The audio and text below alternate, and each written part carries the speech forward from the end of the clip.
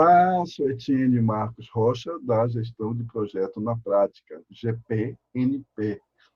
Nós ensinamos o mundo real dos projetos, o mundo real da gestão. E, mais uma vez, estamos aqui para mais uma entrevista. Vamos falar hoje com Marco Antônio Vilas Boas. Ele é especialista em governança. Ele tem uma história também em gestão de projetos. Vamos conhecer um pouco mais sobre isso. Marco, fala um pouco de como começou essa história com governança. Como começou essa história na sua vida? E muito obrigado, Marco, por aceitar esse convite, né, para essa entrevista. Muito obrigado, Etienne, pelo convite. Fico muito feliz, de alguma forma, poder contribuir com a formação das equipes em gestão de projetos. Acho que esse é um ponto fundamental, uma competência fundamental que as pessoas no Brasil, sejam profissionais liberais, sejam empregados de empresa, etc., precisam dominar. Acho bastante importante. Mas a tua pergunta, como começou essa história de governança na minha vida? Rapaz, começou meio por acaso. Eu vou te contar um pouquinho da história. Eu, de formação, sou engenheiro químico e trabalhei muito tempo na área de engenharia, né? Com projetos, com processos, com tecnologia. E, em um determinado momento, eu me vi naquela coisa da carreira Y, quando a gente não se dá conta, a gente está indo para um lado diferente do original.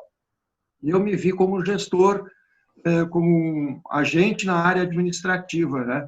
Em planejamento empresarial, estratégia, novos negócios, etc., que tinham, claro, uma base de formação com o setor em que eu trabalhava, mas tinham uma aplicação um pouco diferente. E eu fui evoluindo nesse caminho, né? Fui fazendo envolvendo várias atividades de coordenador de equipes, gestor, chefe de área e coisas desse tipo, até que em um determinado momento, com uma mudança estrutural na empresa, eu passei a ser responsável por mudança comportamental. Engenheiro, mudança comportamental. É possível. E foi uma coisa bem interessante que foi feita, uma mudança cultural na empresa, com mudança de processos, práticas, e essa mudança cultural vem ressaltada por valores da empresa. E a partir daí eu fui desenvolvendo bastante nessa área e eu já auxiliava o assessor, digamos assim, jurídico da empresa na organização das relações com o conselho, né? Conteúdos, pautas e algumas coisas nesse sentido eu já tinha bastante trânsito. E, em certo momento, eu me transformei em diretor de governança corporativa. E aí é que eu fui aprender governança corporativa. Aí é que eu fui aprender o que é isso. Aí eu fui fazer cursos. Aí eu me especializei, fiz cursos de formação de conselheiros e fiz uma série de outros cursos, conselho fiscal, gestão de risco, sempre numa área relacionada com esse ambiente de governança corporativa. Isso ocorreu aí na virada do milênio, né? Lá por um pouquinho mais, lá por 2010, melhor, lá por 2010. E a partir daí eu fui me desenvolvendo na área, até o momento em que eu mudei, larguei o mundo corporativo e passei a empreender por conta própria. Hoje eu sou empresário, tenho uma empresa, uma aqui no Rio Grande do Sul, e sou sócio de uma outra em São Paulo, um foco muito grande em gestão empresarial, em estratégia, em governança corporativa, em mudanças, né? E é um negócio bem interessante de fazer, porque a gente olha para trás e vê que a trajetória foi interessante, não necessariamente toda planejada, mas foi construída, desenvolvida à medida que diversas circunstâncias aconteceram. Muito legal, Marco. Muito legal mesmo saber assim que começou como engenheiro químico. Eu também sou engenheiro químico de formação. E eu acho muito interessante isso, né? Que muitas vezes, né, o que vale é a competência, né? Que a gente muitas vezes tem e vai adquirindo, né, durante a nossa trajetória, né? Eu acho muito assim como eu adquiri essa competência em gestão de projeto, né? Hoje eu também sou um admirador de gestão de projetos, né, e tudo que está em sua volta. E a governança é uma das coisas que a gente sempre fala em gestão de projeto. A gente sempre fala, mas a gente não entende direito. Então, já vou te dizendo que a gente não entende direito governança, mas é sempre tocado nessa palavra governança. Muitas vezes a gente trabalha, a gente fala, né, governança organizacional e governança do projeto. A governança do projeto é aquela que é dentro do projeto, e a gente fala de governança organizacional. Então, a gente tem o guia, né, um dos guias, né, de gestão de projeto, que é o PMBOK, do PMI, onde ele, né, fala mais ou menos assim: a governança é o conjunto, a governança organizacional é o conjunto, né, de tudo que a empresa usa para tomar suas decisões. Então, a gente pode estar falando aí de hierarquia, a gente está falando aí de processos, procedimentos, cultura organizacional, política e outras coisas também. Quando eu estava falando, quando a gente estava conversando, né, antes, né, quando eu falava o governança organizacional, aí você me consertava, governança corporativa, né? O que é governança? É, várias percepções do conceito de governança, né? Vamos começar por uma coisa bem ampla, assim, isso aí sempre é discutível, mas governança é todo um arcabouço, como Etienne colocou, de valores, práticas, procedimentos, estruturas, regras que organizam a operação, a vida de uma empresa, mais do que a operação puramente, a vida de uma empresa, de uma organização, pode ser uma ONG também.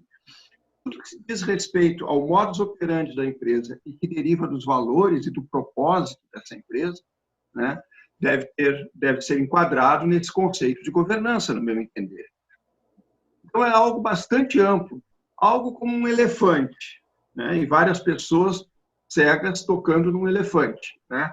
Alguns tocam na perna, alguns tocam na tromba, na cauda, e cada um vai ter uma interpretação do que é o elefante, né? Mas o elefante é todo esse arcabouço de valores, práticas, procedimentos, regras, etc., que organizam o modus operandi de uma empresa.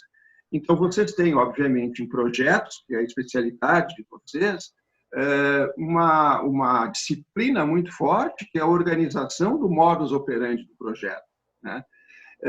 Existem outras formas de organização, outras espécies de organização. Por exemplo, tecnologia de informação precisa de uma série de organizações, existem sistemas que padronizam determinados processos de execução de trabalhos em tecnologia de informação, etc., e que, de alguma forma, constituem um arcabouço da tecnologia de informação.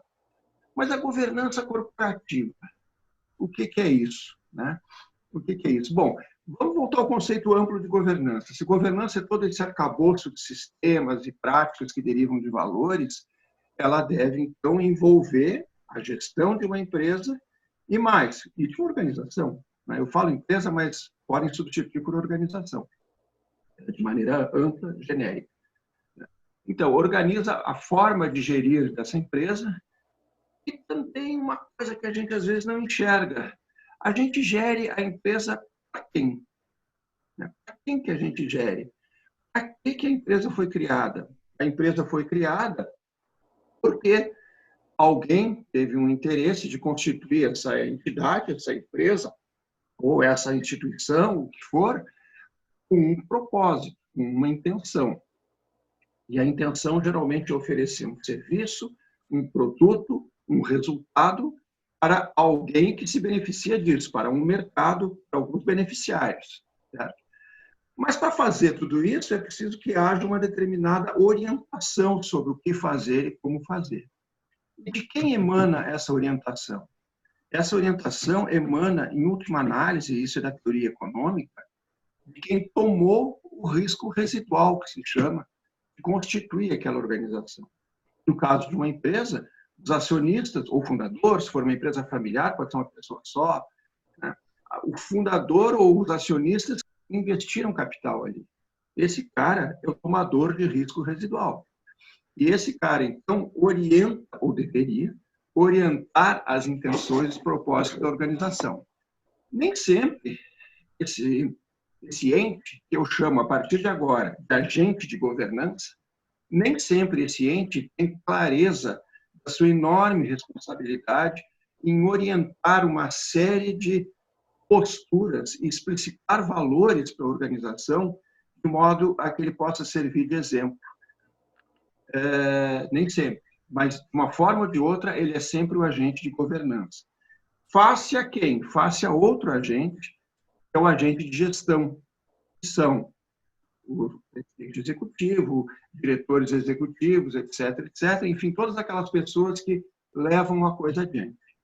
Então, gente, governança corporativa trata essencialmente dessa articulação, desse mundo entre agentes de governança propriamente ditos, que são os orientadores do propósito, do objetivo final da empresa, dos seus valores, tá? E dos agentes de gestão, que são aqueles incumbidos de fazer as coisas acontecer. As relações entre esses dois agentes podem parecer assim, mas isso é simples, isso é tranquilinho.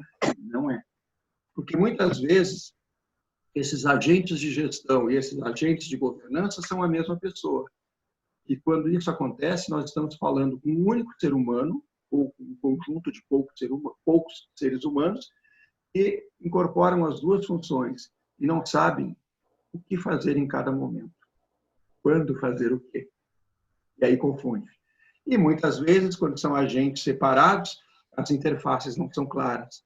Então, aí que entra a governança corporativa para organizar todo esse processo. Muito legal, né?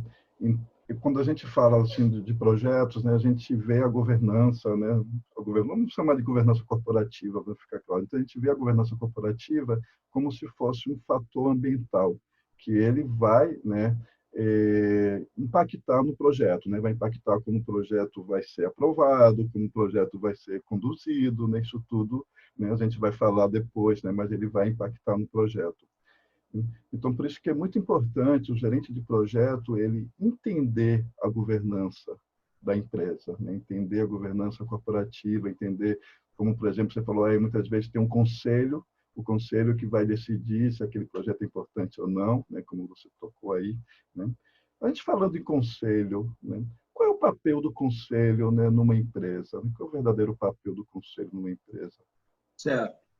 Certo, Etienne. Excelente pergunta.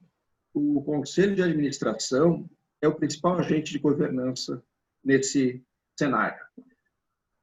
Além dele, claro, a gente pode ter Conselho Fiscal, a gente pode ter outros agentes de fiscalização interna e externa, etc., que são também agentes de governança, mas vamos nos concentrar no Conselho de Administração.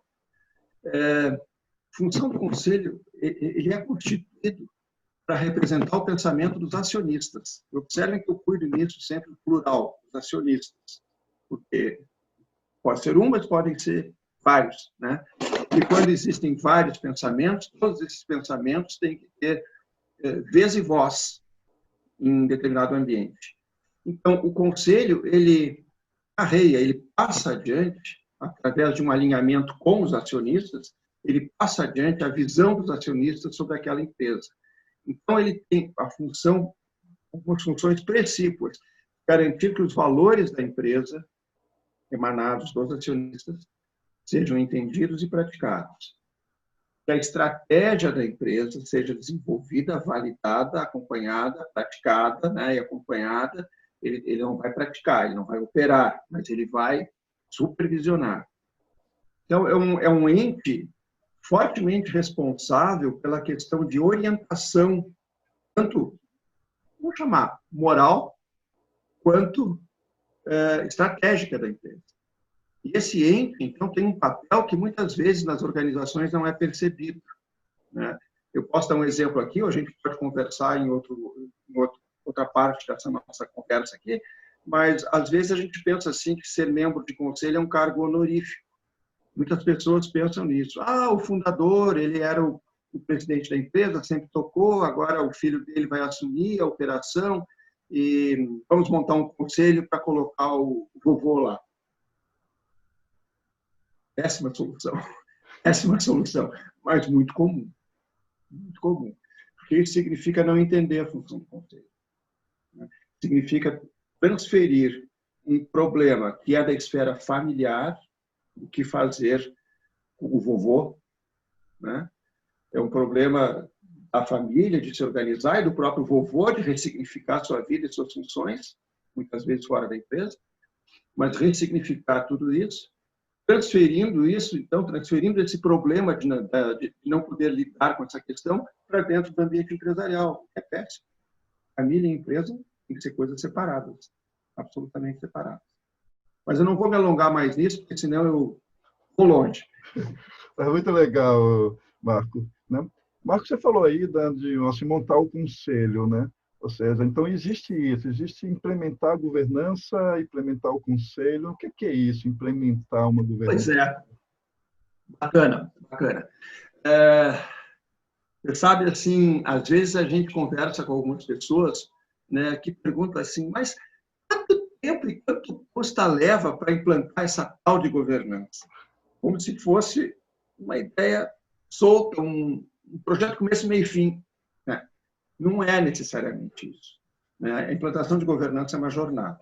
Eu gosto de usar sempre o entendimento de que a governança é um processo evolutivo.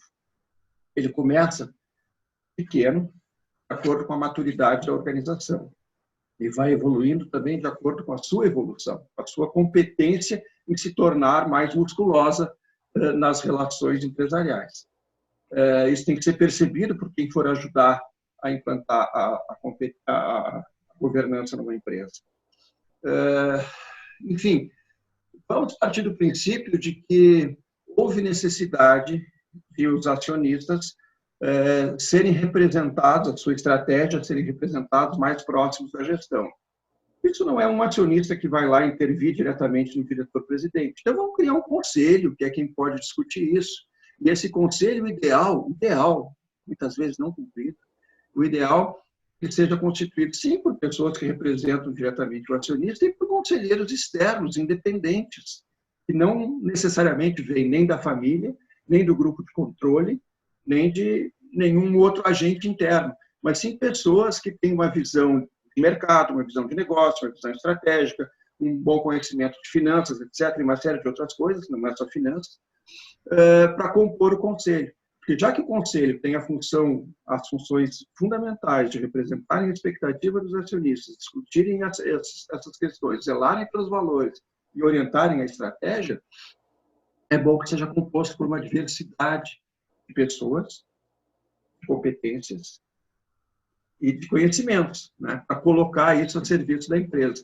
E observe o seguinte, a gente muitas vezes vê também assim, o conselho é formado por 5 pessoas, 2 do acionista A, 3 do acionista B e 1 do acionista C. Então, o acionista C é sempre minoritário. Gente, é comum, mas é péssimo esse tipo de pensamento, porque a gente está mostrando um desalinhamento entre os sócios A, B e C, e, além disso, a gente está levando ao conselho algo que está errado. O que está errado? Está errado que, no âmbito do conselho, os acionistas, os conselheiros, se vejam representantes dos acionistas. Eles não são representantes dos acionistas quando sentam no conselho.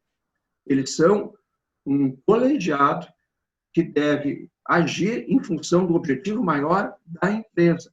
E que, pasmem, nem sempre o objetivo maior da empresa é o mesmo objetivo de um ou de outro ou de todos os acionistas. Mas, e aí, os conflitos aparecem.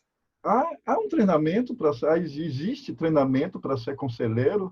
Existe isso? Sim, existe. Existe um treinamento. Claro que não é mandatório, não é obrigatório, não é uma profissão que seja regulamentada, que a pessoa tenha que fazer um curso e uma prova com a OAB, etc., que garante competência. Não é isso. Mas é um treinamento, são várias instituições que hoje atuam no Brasil e fora do Brasil também é a mesma coisa, oferecendo cursos, enfim, informações de formação de conselheiro de administração. No Brasil existem alguns, né? Não é difícil encontrar, tem institutos, tem instituições de ensino já renomadas que oferecem oferecem cursos nesse sentido. Eles são muito bons porque eles tratam justamente dessas coisas que eu estou abordando aqui.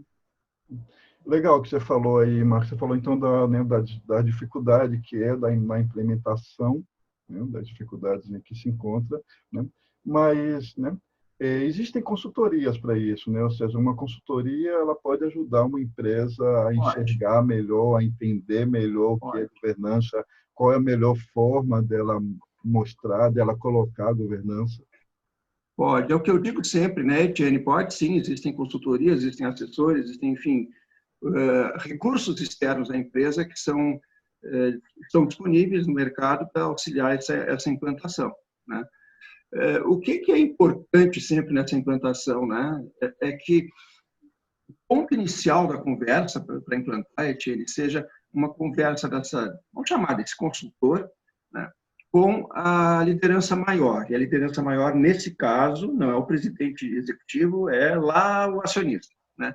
Vamos conversar, acionista, por que você quer implantar a governança? Qual é o seu entendimento sobre governança?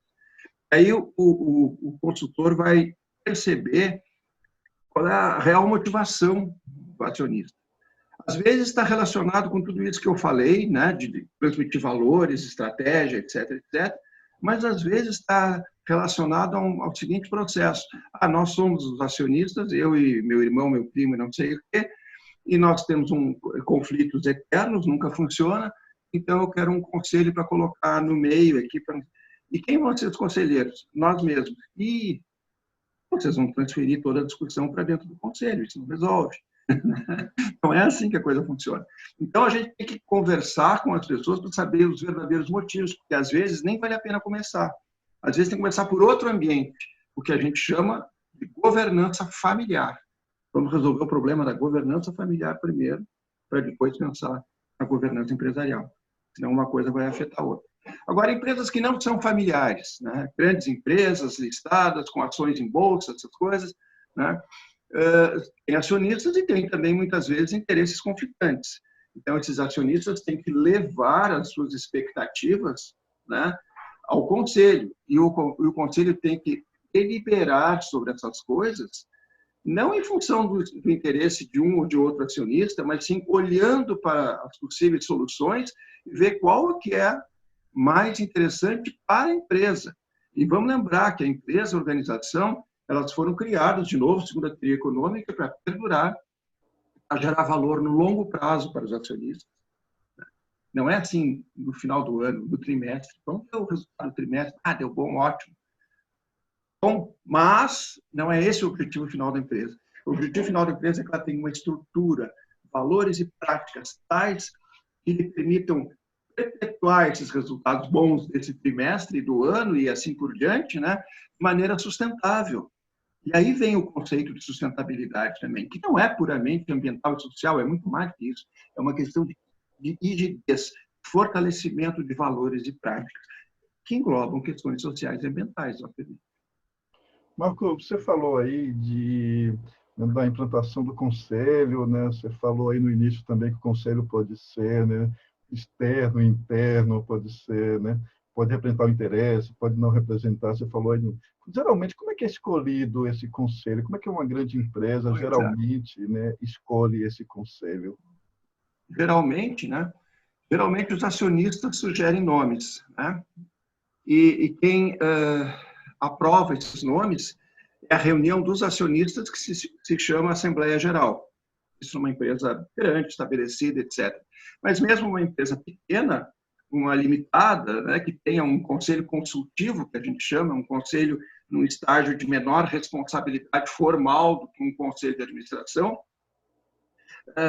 existe algum momento, alguma forma de os acionistas dizerem vamos constituir um conselho e vamos sugerir nomes.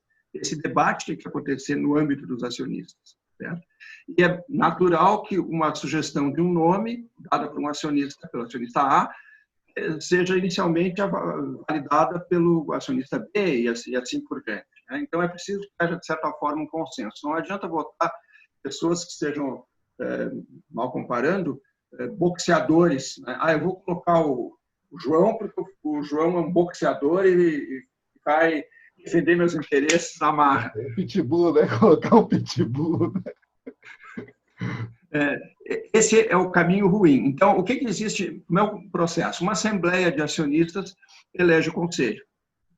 Falávamos de hierarquia no começo, né? De quem emana o poder, de quem tomou o risco residual. O risco residual de uma organização é sempre os acionistas. Ele é que tomou o risco maior. Né? Botou dinheiro, botou capital e na estrutura da organização ele tomou o risco maior na sua constituição. Então, quer dizer que na operação, por exemplo, se for uma operação de risco grave, ambiental, alguma coisa assim, que ele esteja tomando esse risco. Não é isso que eu estou falando. Eu estou falando de risco quanto à constituição e permanência da empresa. Mas o que eu ia colocar é que esses acionistas, então, elegem o conselho, que é instituído e passa a operar. Só que, muitas vezes, esse conselho é o que se chama muito no meio de governança corporativa de conselho disfuncional. O que é um conselho disfuncional? Que não atende perfeitamente às funções para a qual ele deveria ter sido constituído e operado, né? Porque ele tem vícios de origem, do tipo, um conselheiro não é isento o suficiente para dizer não para um determinado acionista. Não, essa tua ideia não vai funcionar, eu vou discutir com meus pares no conselho e eu acho que essa ideia é prejudicial para a empresa, não leva adiante. Se esse conselheiro não tomar uma postura firme nesse sentido, ele acaba tendo uma postura disfuncional, né? Ou ele acaba não cumprindo as suas funções que estão na lei, né? Um conselheiro tem que deliberar um voto, né, informado, ou seja, ele tem que ter informação para deliberar, informado, avaliado, discutido, né, e não interessado, quer dizer que não tem interesse próprio naquela decisão. Um conselheiro é sempre contratado na pessoa física, portanto é o CPF dele que entra no circuito. Não é uma empresa que faz dele, não pode, tem que ser uma pessoa física. E ele tem que, portanto, deliberar com consciência plena e clareza das informações e decisões. Não existe, ou não deveria existir, aquela situação do conselho, uma reunião a cada 3 meses, a gente vai lá, toma um cafezinho com a secretária, senta, pergunta qual é a pauta, e aí a gente conversa porque o presidente, o presidente me convidou para esse conselho, estou vindo aqui, sou amigo dele desde o clube lá de ginástica, não sei o quê. Conselheiro disfuncional, né? Porque ele não sabe as suas atribuições. É muito mais do que puramente estar presente numa reunião e dizer sim ao presidente da empresa ou ao dono da empresa. É muito mais do que isso, né? Tem que estar informado, refletido e desinteressado para tomar as decisões. São orientações legais e, às vezes, elas não são cumpridas. E, às vezes, causam problemas sérios, até processos, né? Muito legal, Marco. Agora eu entendi assim como é que é formado o conselho, né? Geralmente, né, as pessoas têm dúvidas do que a gente não fala, então as pessoas têm dúvida do que é o conselho, né? Como é que ele é formado, né? Muito bom a sua explicação.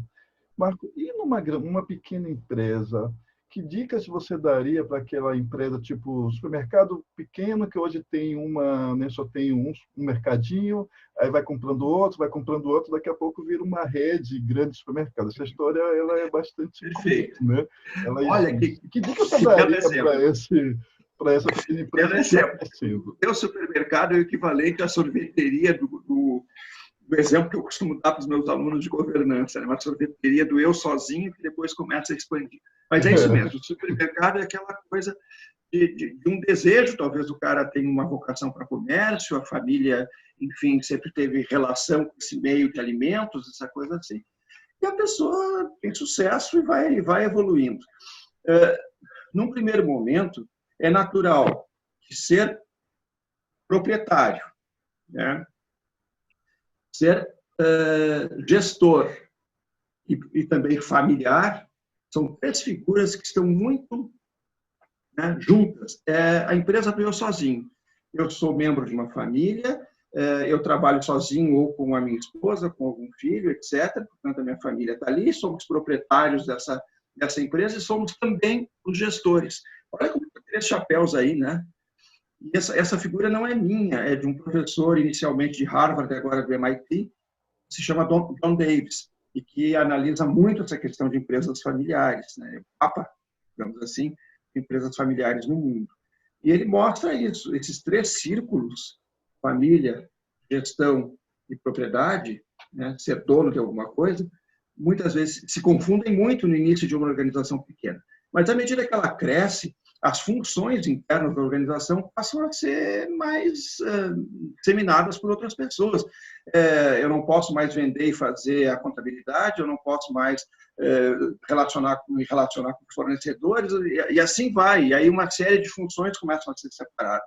E, de repente, eu começo a ter desejos de ter uma outra loja em outro lugar, e, enfim, vai. A organização cresceu. E eu não posso mais tomar conta disso sozinho. Muitos não se dão conta. Querem continuar tomando conta disso sozinho, botam apenas um gerentão em determinadas funções que lhes deve obediência, na visão deles, lhes deve obediência porque eles representam tudo. Eles representam os valores, o propósito, a intenção, a forma de agir, etc. Nada compartilhado. Ninguém é super-homem. Tem um momento que essas coisas não começam a não funcionar mais. Então, eu preciso de mais percepção, eu preciso entender mais da concorrência, eu preciso entender mais dos aspectos econômicos e financeiros desse país, que me afeta financeiramente a empresa. Eu preciso entender aspectos políticos e legais, eu preciso entender aspectos ambientais, eu preciso entender de logística, eu preciso entender... Nossa, né, a coisa complicou, eu não vou entender de tudo isso.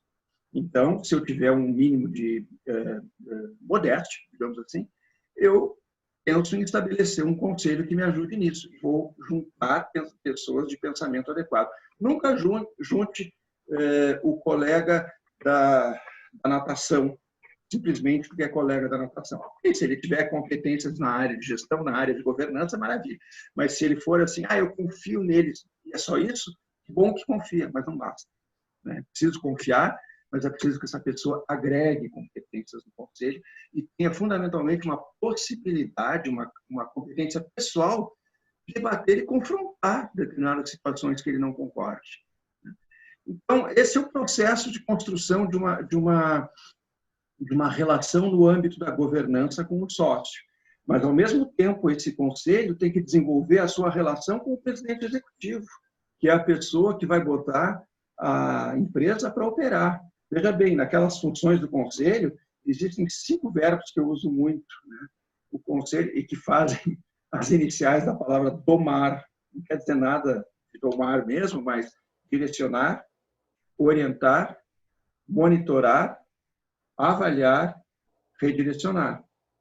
Algum desses verbos é de ação direta na gestão? Todos são de orientação, de supervisão e reorientação. Está sentindo alguma coisa com um PDCA aí que vocês conhecem? Então, né? Direcionar, orientar, monitorar, avaliar, redirecionar. Essa é uma função do conselho, sem botar a mão na massa. Sem botar a mão na massa. Ele não pode operar. Ele orienta. Mas então qual é a função do presidente executivo, dos demais diretores? Não são eles que pensam a estratégia? Eles podem ter uma noção muito clara da estratégia, uma intenção muito clara, mas eles têm que propor caminhos estratégicos, quando for o caso, ao conselho, para o conselho direcionar, orientar para aquela coisa toda. O conselho tem essa responsabilidade, porque a função dos agentes de gestão é outra coisa. Planejar, executar e reportar. O que é reportar? O agente de gestão deve reportar o andamento, enfim, da empresa, não só o passado, mas as perspectivas futuras, o ambiente, o cenário que ele estiver captando, ao conselho, ao agente de gestão. Senão, o agente de gestão fica, em relação ao agente de governança, eles ficam o que a gente chama no ambiente de governança de assimetria de informação. O que é isso? Veja só, o agente de governança não está todo dia dentro da empresa. Então, ele tem conhecimento limitado, por exemplo, de riscos, problemas operacionais, né? E ele é informado através do diretor-presidente e de sua equipe. Né? A relação do conselho é com o diretor-presidente. E esse cara que tem que reportar ao conselho, inclusive, as ameaças que possam estar ocorrendo, internas, inclusive. Né? Mas, se ele não tem essa informação, ele fica menos capacitado para tomar uma decisão suportada. Né? Então, é o que a gente chama de assimetria de informação.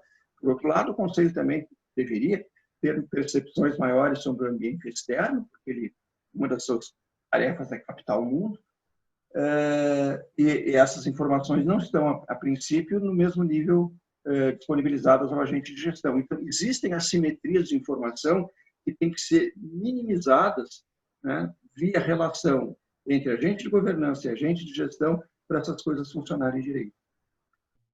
Muito bom, Marco. Então, a dica que você dá é, à medida que uma pequena empresa vai percebendo essa dificuldade, né, de lidar, né, com essa situação externa, com o mercado, com os concorrentes, né, porque um pequeno não incomoda, né, mas quando vai crescendo, começa a incomodar, né? Então, a dica que você dá, à medida que for, a pessoa, né, o proprietário, ele vai estar buscando ajuda, né, que pode ser por exemplo, já montando, né, uma espécie de conselho, né, pode ser até com consultores, né, mas com pessoas que entendam do assunto, como você falou, né, que possa contribuir. É isso que você estava falando? É isso mesmo. E olha, essas pessoas que, entre aspas, entendam do assunto, como a gente poderia falar, não precisam ser necessariamente hiper especialistas no tema, por exemplo, supermercado. Né? Eles têm que entender, alguém do conselho tem que entender do negócio, né, do varejo de alimentos, enfim, né, do supermercado. Alguém tem que entender de economia, alguém tem que entender de finanças, alguém tem que entender de estratégia, alguém tem que entender de gestão de pessoas, alguém tem que entender, não sei. Às vezes, numa startup, né? Como é que a gente faz governança numa startup? Startup começa, geralmente, aquele cara que bolou um negócio, né, que às vezes é um super técnico, uma pessoa hiper competente nesse tema, e nem sempre competente para vender, às vezes ele chama um amigo para ajudar ele a disseminar aquela ideia, vender aquela ideia, etc. e tal. E aí a startup são 2 ou 3, né, amigos que funcionam. No começo, ok, né? Deu certo, pivotou, não sei o quê, teve o MVP, o Minimum Viable Product, ele começa a colocar no mercado, etc.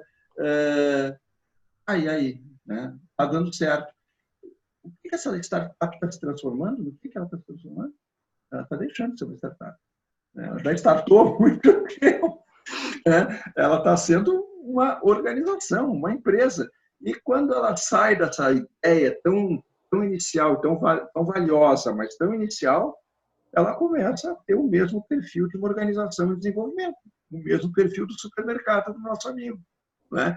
E aí ela precisa dos mesmos pensamentos, das mesmas estruturas, das mesmas práticas, fundamentalmente da necessidade de ter valores compartilhados. Observem como hoje em dia, talvez as pessoas para quem eu estou falando vivam exatamente isso. Assim, ninguém mais hoje procura um emprego só para ganhar o seu salário.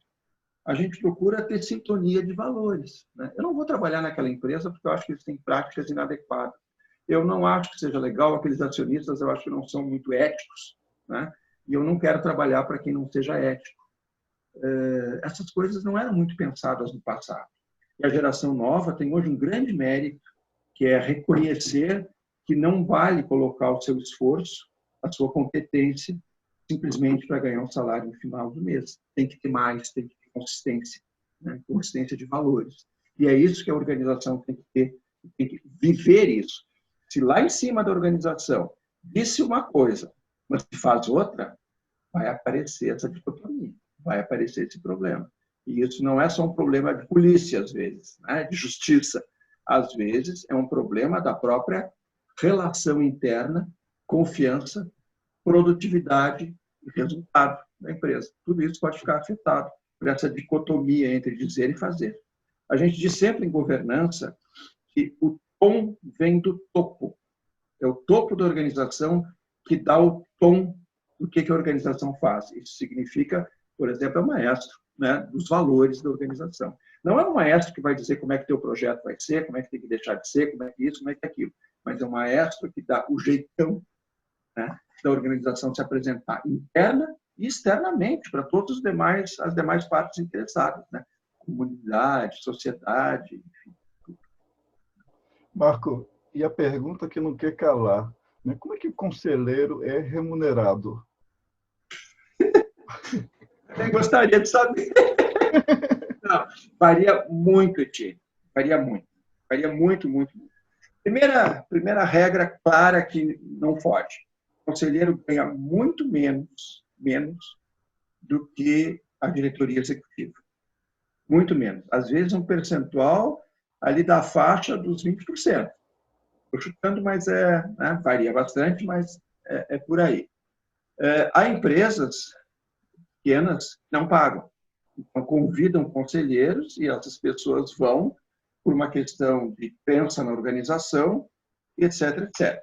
Não é a melhor forma, porque quem aceita geralmente a situação, muitas vezes são pessoas que vão pela amizade com o dono. Aí já cria um problema, né? Mas não é bom, né? Mas quando são conselheiros de mercado, depende muito do porte da organização, tamanho, faturamento, lucro, etc., e da região onde a empresa está localizada. Obviamente, o sudeste do Brasil é a região de maior nível de remuneração, por conta das características do mercado em geral, a presença de empresas de maior porte, de maior impacto, um número maior de empresas listadas no mercado, etc. Tudo isso é um elemento que agrega responsabilidade ao conselho, que é refletido, portanto, na remuneração. Em empresas mais geograficamente periféricas em relação ao Sudeste, todas as demais regiões do país, portanto, a remuneração é bem menor. E quando for uma empresa familiar pequena, mais um motivo para ser pequena. Então, ninguém enriquece sendo conselheiro, viu? Até porque, assim, ó, se você quiser enriquecer sendo conselheiro com um padrão de remuneração típico desses mercados que eu estou falando, que não são os mercados centrais, você teria que ser conselheiro de umas 20 empresas, simultaneamente, o que é absolutamente impossível. Aliás, não se recomenda que um conselheiro assuma mais do que entre 3 e 5 conselhos, porque aí ele não é só a reuniãozinha, né? Aquela coisa de tomar café com a secretária da diretoria e sentar lá durante meia hora, uma hora e depois vai embora. Não é isso. Ele tem que ler material, ele tem que receber material com antecedência, tem que ler material, tem que pensar, tem que discutir, se não entender, ele tem que pedir informações adicionais ao presidente do conselho, que, por sua vez, pede para a empresa para esclarecer melhor um determinado projeto. Então, aí vem uma coisa muito importante para quem é gestor de projeto, entender que o conselheiro não está ali para dar paulada no seu projeto, para dizer, não gosto desse projeto, então não vou aprovar. Não, ele tem que entender a intenção do projeto com clareza, o objetivo técnico, o objetivo econômico, né, a estruturação do projeto, para ele dizer o seguinte: poxa, isso aqui realmente vai agregar valor para a empresa.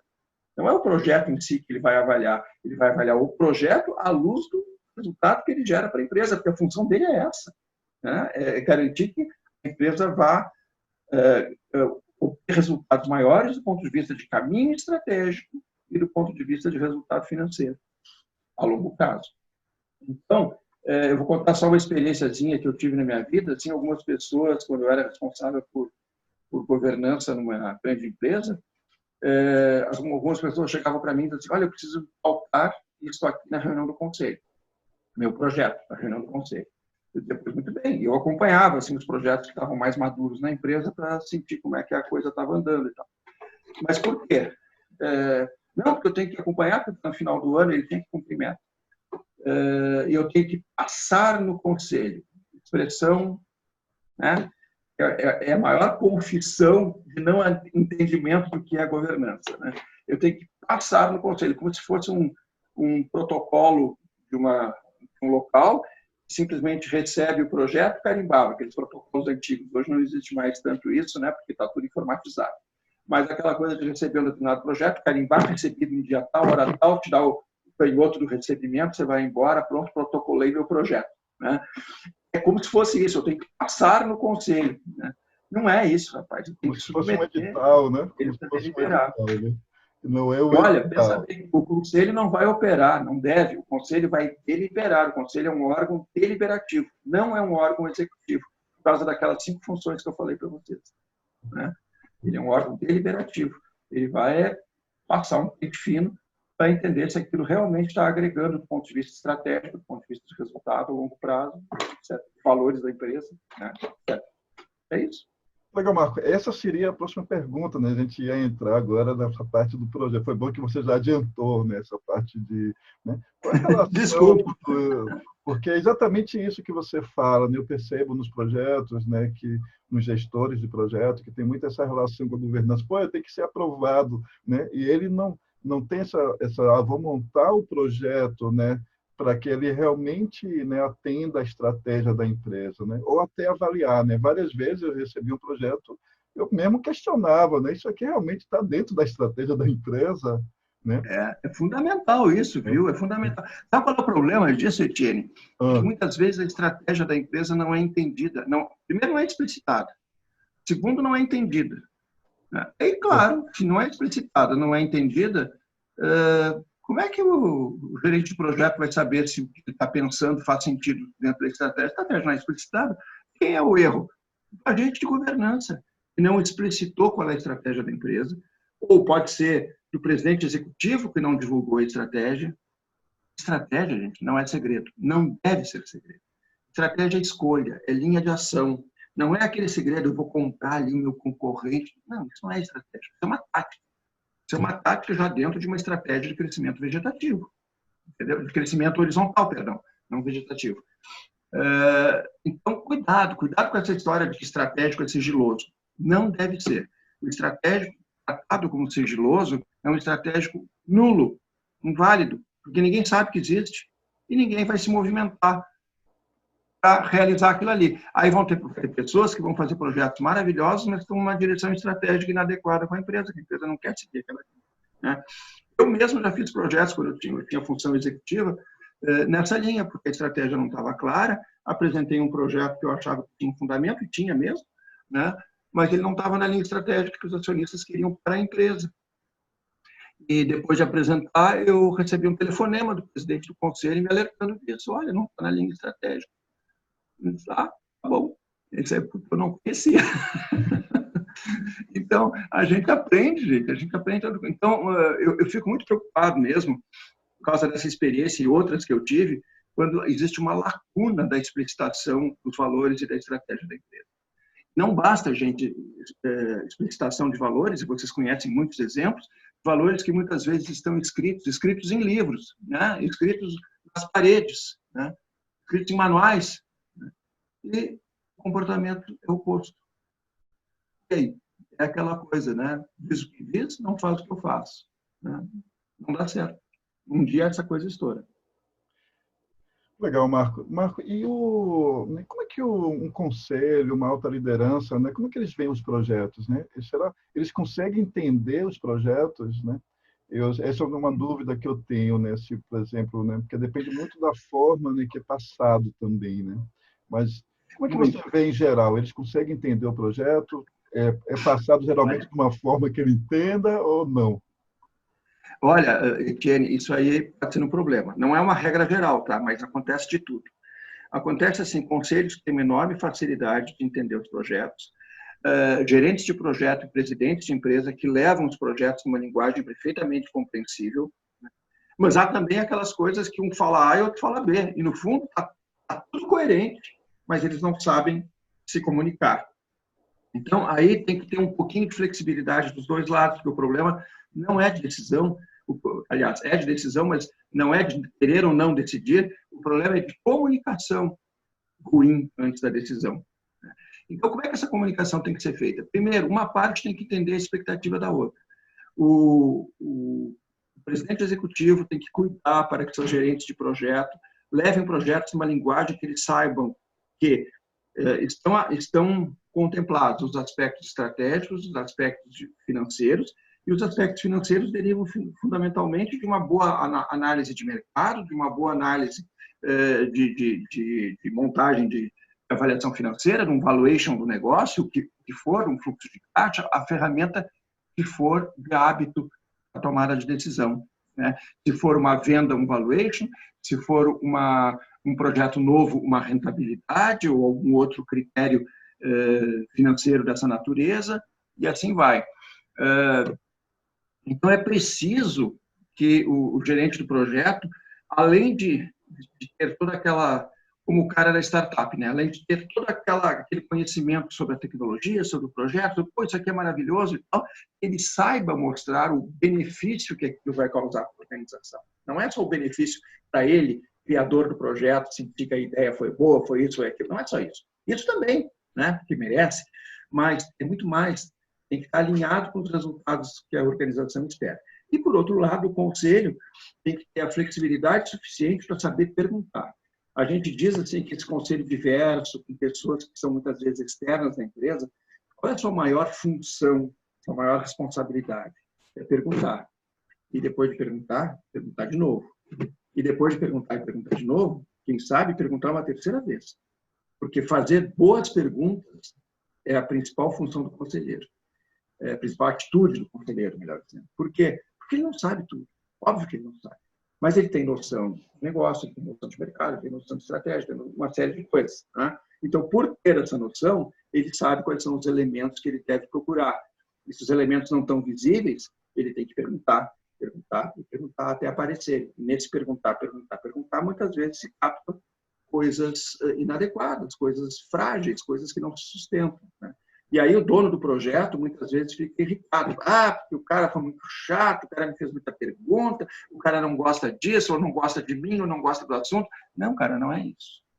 É que a função do cara para tomar decisão, a função do conselheiro para tomar decisão é ter certeza que o projeto está bem fundamentado. Né? Não dá para passar uma coisa assim mais ou menos. Né? Tem que ser bem fundamentado. Ah, mas eu vi na outra empresa ali que passaram uma coisa mais ou menos. Bom, então o conselho não cumpriu sua função direito. Muito legal, Marco. Marco, uma vez eu vi um diretor de inovação, né, ele colocar um conselho, né, para inovação. Eu achei isso muito legal, né? Eu achei isso muito legal. Existe conselho para projetos específicos, ou seja, uma governança específica para um projeto? Isso existe em algum momento? Olha, vamos separar um pouquinho as coisas.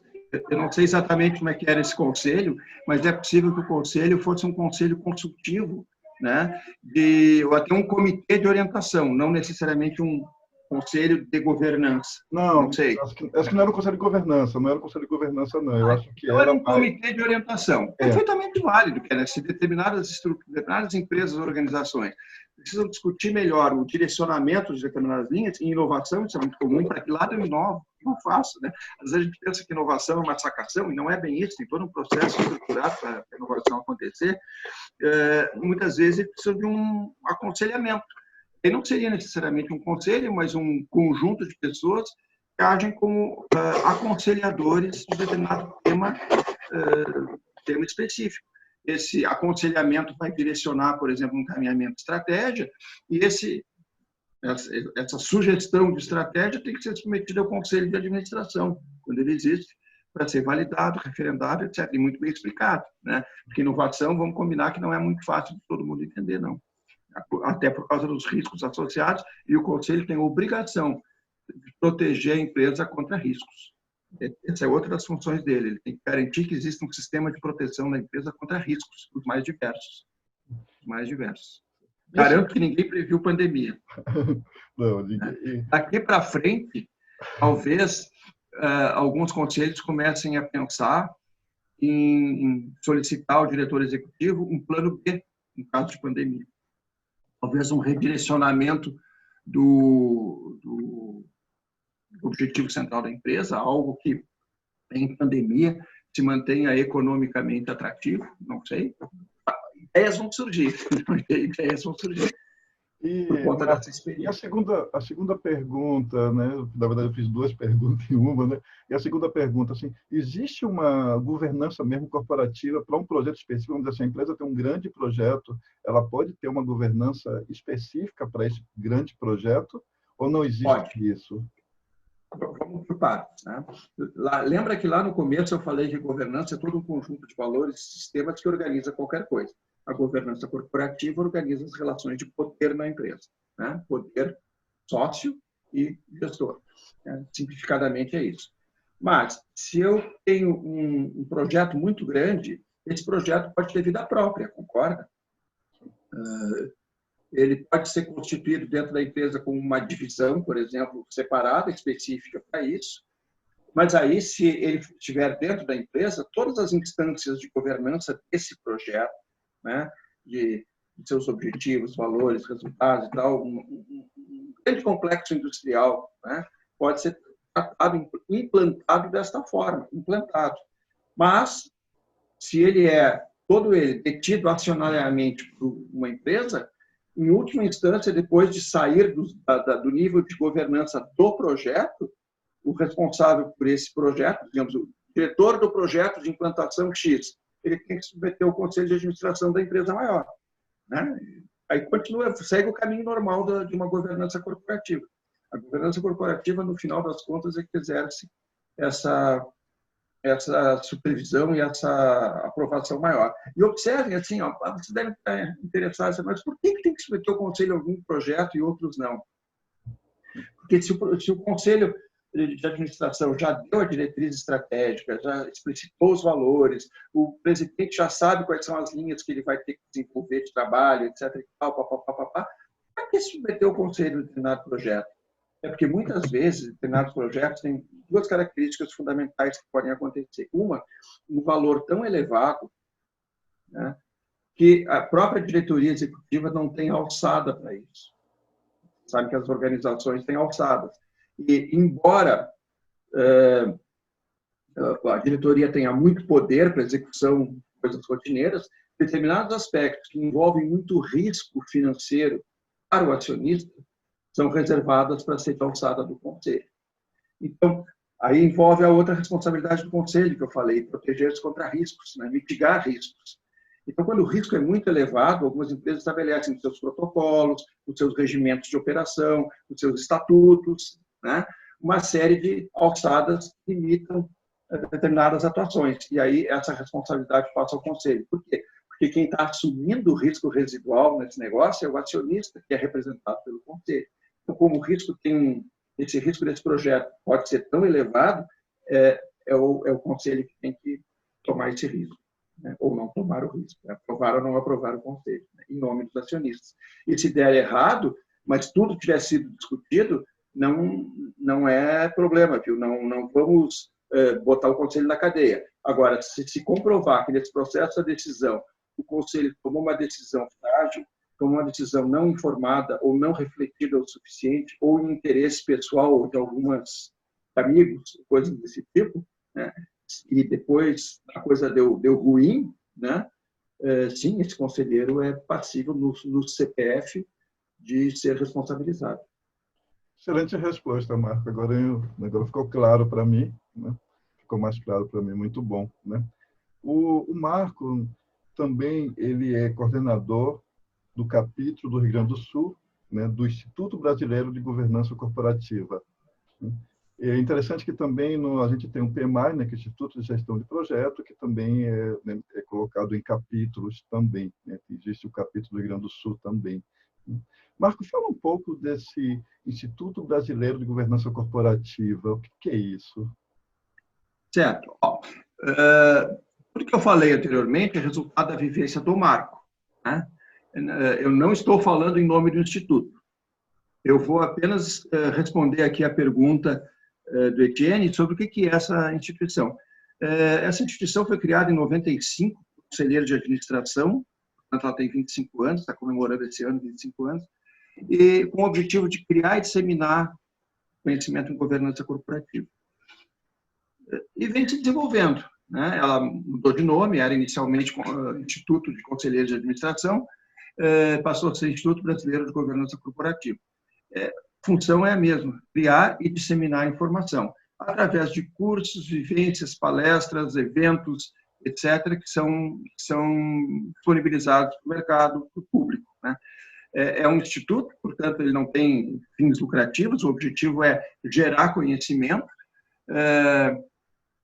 e quem constitui, ele tem associados, eu sou um dos associados e vários outros, que procuram contribuir pro bono, né? Ele tem apenas uma estrutura funcional de funcionários para fazer operar isso, que são remunerados, mas todos os demais atuam pro bono por uma questão de adesão ao conceito de governança corporativa.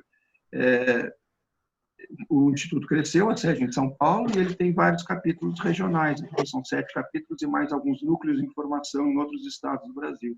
Tem Rio Grande do Sul, Santa Catarina, Paraná, Minas Gerais, Pernambuco, Ceará, Rio de Janeiro, e estão sendo criados outros núcleos em outros estados.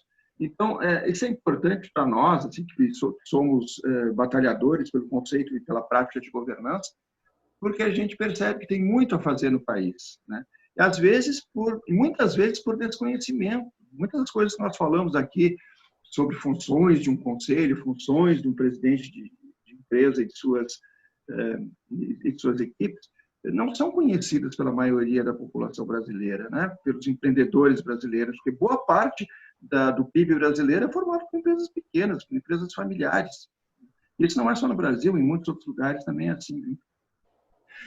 A Alemanha, por exemplo, garanto que pouca gente sabe, mas eu não sei a situação de hoje, mas até poucos anos atrás, a BMW era uma empresa evidentemente familiar. E a última informação que eu tenho é que a família ainda detinha 45% das ações. Já tem alguns anos essa informação, não sei se mudou. Mas vocês vejam como é possível, com uma boa estrutura de governança e uma boa gestão, uma empresa ser duradoura. E é isso que a gente está querendo fazer com as empresas brasileiras, onde a gente oferece apoio na questão de entendimento de governança. Muito legal, Marco. Então, assim, esse é um trabalho voluntário, né? Assim como no caso do trabalho do PMI, eu também tive um trabalho voluntário, né? Eu fundei um programa de ações sociais aqui do PMI Bahia, onde a gente fundou isso em 2018, né? Foi muito legal. Depois tive que sair porque minha empresa começou a crescer, né? E aí a gente teve mais assim. Está precisando de governança. É isso que eu estou colocando agora, exatamente. Eu estou nessa coisa de crescer, né? Por isso que é aquela minha pergunta, né? Porque a gente está não crescer mais, a gente está crescendo, tendo vários cursos, né? Abrindo, né? Então a gente realmente precisa se organizar para isso, né? Então eu estou nessa fase, né? De organização mesmo, né? E de investir nisso, né? Isso é governança também. Isso é governança, quando o proprietário percebe que ele precisa organizar a gestão e as responsabilidades estratégicas da empresa. Isso aí é fundamental. Essa fase de transição é que dá trabalho. Dá trabalho. A gente já tem uma estratégia, por exemplo, nessa parte de cursos online, né? A gente vem desde o ano passado, então, cursos ao vivo, né, online, né? Então, isso não foi por causa da pandemia. A pandemia ajudou agora porque as pessoas conhecem isso, né?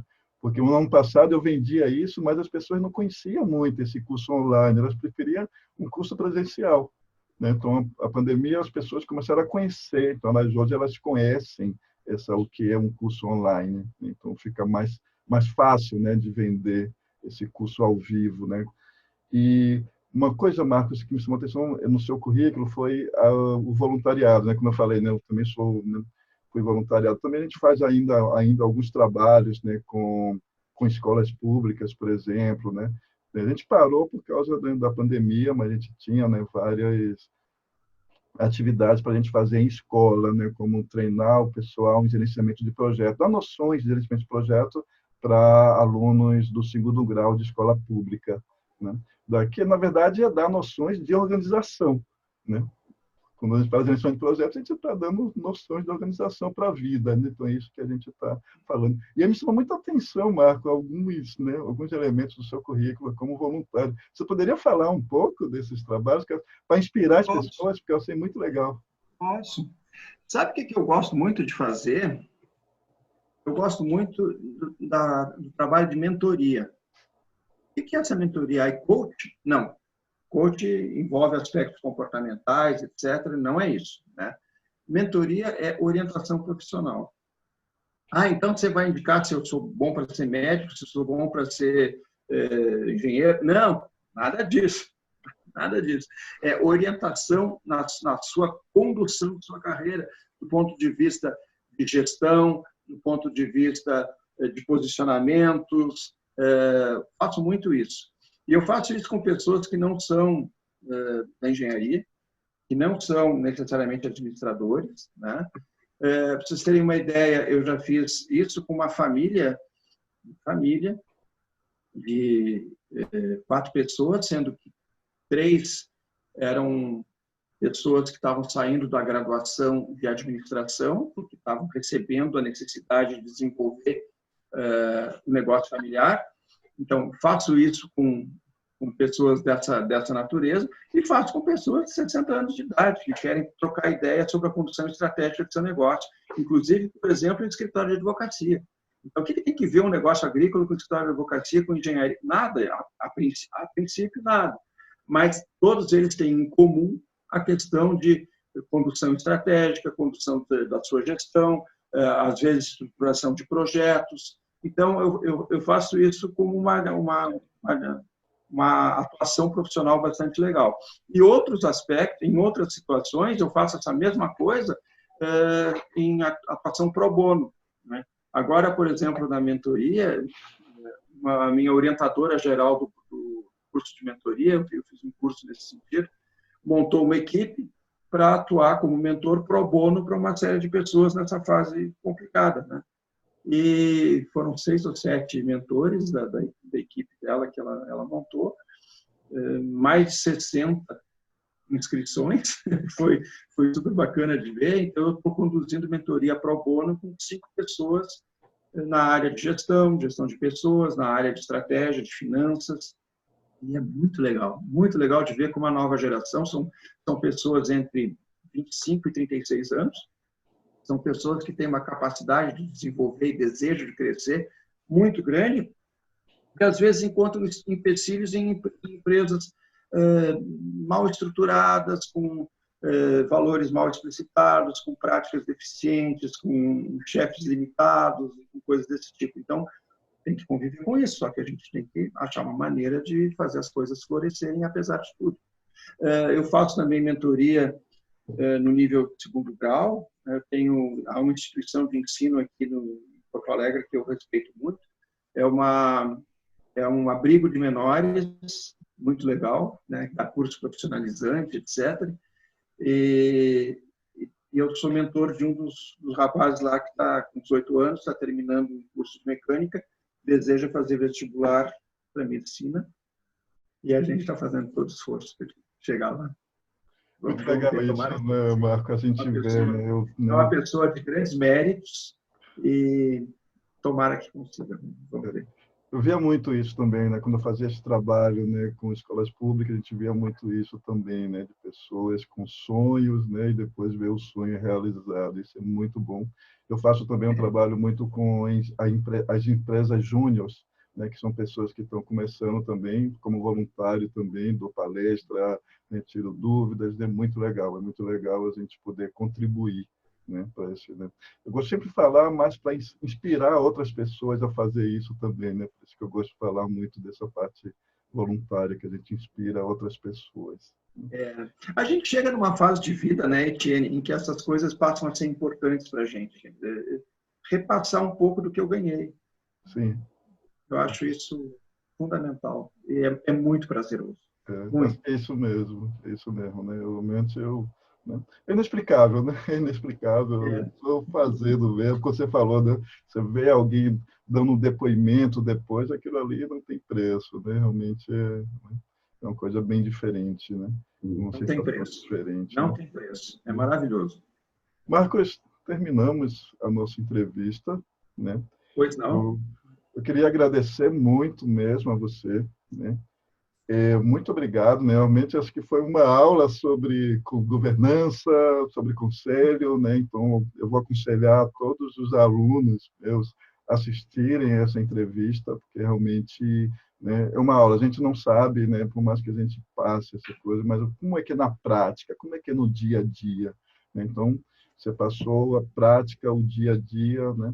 De um conselho, de uma governança, tanto de pequenas empresas quanto de grandes empresas, né? Então, muito obrigado, Marco. E, para finalizar, né, gostaria que você deixasse uma dica, né, para os gerentes de projeto perante a governança corporativa. Para eles não ficarem reclamando da governança. Eu sei que deve haver muita reclamação, mas vamos primeiro para a dica. A questão é assim, calma. Não há inimigos na trincheira. Não há instâncias superiores declaradamente contrárias ao projeto, né? O que existe é a necessidade de entender o enquadramento estratégico do projeto na empresa e o resultado financeiro que ele vai gerar, sempre com uma visão de longo prazo. Então, se a gente, gestor de projeto, estou colocando agora como gestor de projeto, souber entender isso, a concepção do projeto, o desenvolvimento do projeto, a avaliação econômica do projeto, tudo isso, vão ficar muito mais claramente direcionadas para uma linguagem, né, adequada entre o agente de gestão, o gestor do projeto, o presidente da empresa, né, e o agente de governança, que tem que muitas vezes deliberar se o projeto vai à frente ou não. Então, é a necessidade desse diálogo dentro de uma linguagem consistente para ambas as partes é que eu faço apelo para que os gestores de projeto percebam que, assim como tem que ter um movimento dos agentes de governança para entenderem o projeto, e por isso a diversidade no conselho é tão boa, porque tem que entender um pouco, né? Os agentes gestores de projeto, gestores executivos da empresa, têm que entender o campo de deliberação de um agente de governança que está representando o dono do risco da empresa, o dono do risco residual, o tomador do risco, né? É isso, gente. É isso, é a necessidade de comunicação que é fundamental. Muito legal, Marcos, né? Então, muito obrigado, então, né? Até uma... Eu que quero agradecer, Tiene, eu quero agradecer, porque foi um prazer enorme conversar com você. Espero que a turma possa ser inspirada por alguns aspectos aí da nossa conversa. E eu fico à sua disposição sempre, estou à sua disposição para qualquer conversa que precise. Muito obrigado, Marcos, mais uma vez. Até uma próxima. Obrigado. Tchau. Tchau, tchau.